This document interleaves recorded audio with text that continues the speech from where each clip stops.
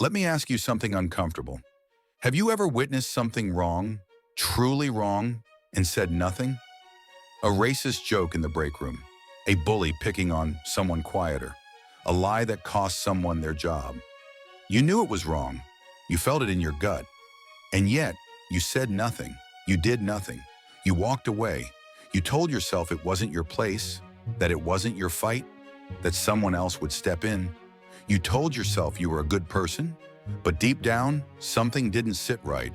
And that discomfort, that quiet, gnawing feeling you tried to ignore, that was your conscience whispering a brutal truth. Good people don't always do good things. In fact, sometimes they are the very reason evil wins. We like to think of evil as something out there, separate from us: serial killers, dictators, corrupt politicians, the bad guys. But evil doesn't need monsters.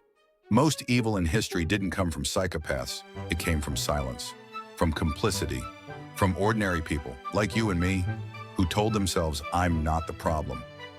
Dietrich Bonhoeffer, the German theologian who stood up to the Nazis, once wrote, "Silence in the face of evil is itself evil." Let that sink in. Silence is not neutral.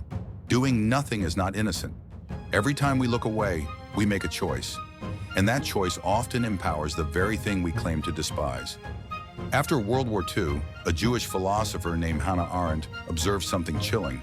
She watched the trial of Adolf Eichmann, a Nazi bureaucrat who helped organize the Holocaust. What shocked her wasn't his hatred, it was his normalcy. Eichmann didn't seem like a monster. He wasn't a raving lunatic or a sadist. He was ordinary, a pencil pusher, a man who followed orders, who filed paperwork, who went home to his family at night and kissed his kids goodnight. Arendt coined the term, the banality of evil. Evil doesn't always show up as fangs and fire. Sometimes it's dressed in a suit. Sometimes it smiles. Sometimes it looks exactly like the person in the mirror. So why do we let it happen? Why do good people stay quiet? 1. Fear. Fear of conflict. Fear of being judged. Fear of losing our job, our friends, our comfort. We're wired to seek safety, and standing up to wrong feels dangerous. 2. Diffusion of responsibility. The psychological phenomenon where everyone thinks someone else will act, so no one does. 3. Moral licensing. We believe that because we recycle, donate, or meditate, we're good. So we give ourselves a pass when it really counts. 4th, obedience to authority. In the infamous Milgram experiment, people delivered what they thought were deadly electric shocks, just because a man in a lab coat told them to. 5th, groupthink. The need to conform to a group's behavior, even when it goes against our values. And here's the kicker. We rarely notice we're doing it, because the mind has 1,000 ways to rationalize its own cowardice. In today's world, silence doesn't just enable injustice, it fuels it. Think about social media. Algorithms amplify outrage. Misinformation spreads like wildfire. And while the loudest, most toxic voices dominate the conversation, the rest of us scroll and say nothing. We call it staying out of drama. But what if staying out is the drama?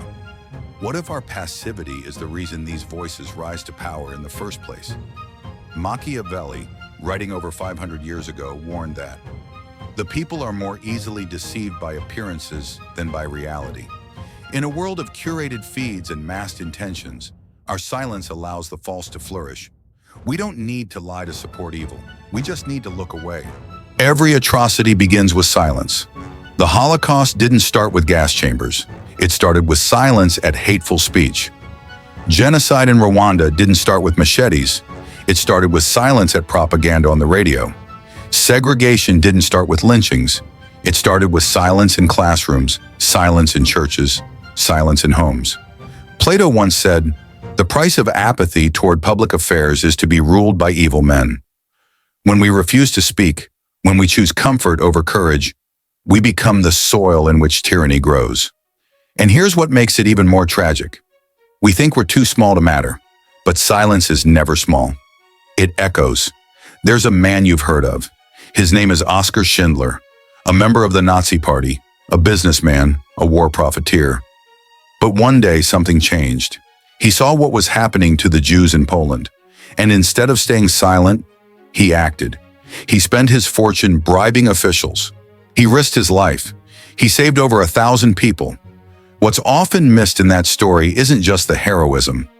It's that he was surrounded by thousands of other good people who did nothing, who told themselves it wasn't their business, who looked away. Schindler wasn't perfect, but he understood something most of us try to forget. Doing nothing is not neutral. So what do? How do we break the spell of silence? 1. Start small. Speak up when someone makes a cruel joke. Interrupt gossip. Challenge stereotypes. 2. Take risks. Not every stand is safe, but neither is silence. Find the edge of your comfort and step just beyond it. 3. Educate yourself. Ignorance is not an excuse. Read, listen, learn what others are going through. 4.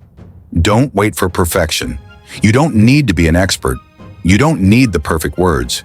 You just need to care enough to try. 5. Remember, your voice has power, more than you know. The world changes one whisper at a time, and silence, left unchecked, becomes a scream.